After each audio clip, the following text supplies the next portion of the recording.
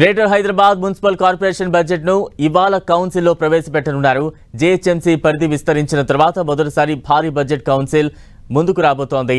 2026-27 ఆర్థిక సంవత్సరానికి మొత్తం 11,460 కోట్ల బడ్జెట్ కు స్టాండింగ్ కమిటీ ఆమోదం తెలిపింది. ఇవాళ నిర్వహించనున్న పాలక మండలి సమావేశంలో బడ్జెట్ పై వాడివేడి చర్చ జరిగే అవకాశాలే ఉన్నాయి.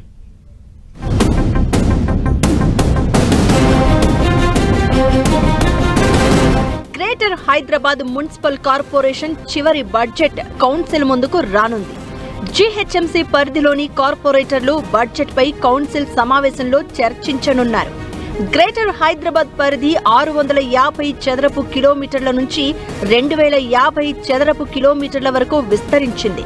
అందుకు అనుగుణంగా బడ్జెట్ లెక్కలను సిద్ధం చేశామంటున్నాయి బల్దియా వర్గాలు. మొత్తం 11,460 కోట్ల రూపాయల బడ్జెట్ కు స్టాండింగ్ కమిటీ ఓకే చెప్పింది.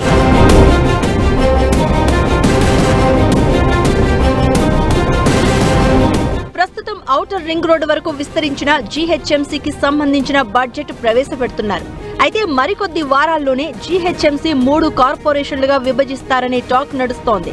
ఇలాంటి తరుణంలో ప్రస్తుతం ప్రతిపాదించిన బడ్జెట్ ఎలా ఖర్చు చేస్తారని ప్రతిపక్ష కార్పొరేటర్లు ప్రశ్నిస్తున్నారు.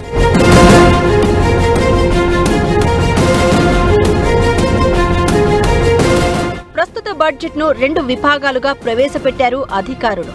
పాత జీహెచ్ఎంసీ పరిధిలో 9,200 కోట్లు, కొత్తగా విలీనమైన 27 మున్సిపాలిటీల పరిధిలో 2,260 కోట్ల రూపాయలు ఖర్చు చేయనున్నారు.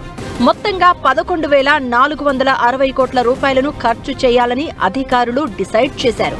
అయితే ఈ బడ్జెట్ లెక్కలు సక్రమంగా లేవని ప్రతిపక్ష కార్పొరేటర్లు ఆరోపిస్తున్నారు. జీహెచ్ఎంసీ పరిధిలోకి వచ్చిన యుఎల్బీలలో సౌకర్యాలు, నిర్మాణ అనుమతుల విషయంలో ఇంకా క్లారిటీ రాలేదు.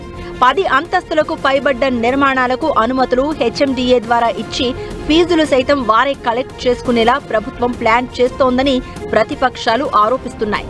ఇలా అయితే జీహెచ్ఎంసీకి ఆదాయం ఎలా వస్తుందని ప్రశ్నిస్తున్నాయి. గత ఏడాది కేటాయించిన కేటాయింపులే ఈ ఏడాది సైతం కేటాయించడంపై తీవ్ర అసంతృప్తి వ్యక్తం చేస్తున్నారు. జీహెచ్ఎంసీని 3 కార్పొరేషన్లుగా విభజిస్తామని చెప్పి పూర్తిగా వార్తలు వస్తున్నాయి. ప్రభుత్వం కూడా చూచాయిగా ఇటువంటి మెసేజ్ని ప్రజల్లోకి ఇస్తున్నటువంటి సందర్భంలో మీరు సింగిల్ బడ్జెట్ పెడుతున్నారు. ఈ సింగిల్ బడ్జెట్లో జీహెచ్ఎంసీ ఇప్పటివరకు ఉన్నటువంటి విస్తీర్ణంలో ఉన్నదానికి ఒక టేబుల్, మర్జ్ చేసినటువంటి ఏరియాల అంటే 27 యూఎల్బీస్కి సంబంధించి ఒక టేబుల్, మరి మొత్తం కలిపి ఒక టేబుల్ ఇచ్చారు. మరి రేపు 3 కార్పొరేషన్లు అయిన తర్వాత 3 ప్రపోర్షనేట్గా 3 పార్ట్స్ కింద ఈ బడ్జెట్ని ఏ విధంగా డివైడ్ చేస్తారనేది మొదటి ప్రశ్న.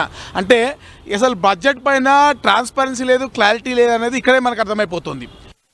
జనవరి 31న జరిగే Greater Hyderabad Municipal Corporation budget సమావేశంపై ఉత్కంఠ నెలకొంది. గతంలో ప్రభుత్వం నుంచి వచ్చిన నిధులపై చర్చకు పట్టుబట్టే అవకాశం ఉంది. వివిధ ప్రాంతాలకు సంబంధించిన కార్పొరేటర్లు కూడా నిధుల కేటాయింపు కోసం డిమాండ్ చేసే అవకాశం ఉంది. మొత్తానికి చర్చ ఎలా ఉంటుందనేది ఆసక్తికరంగా మారింది.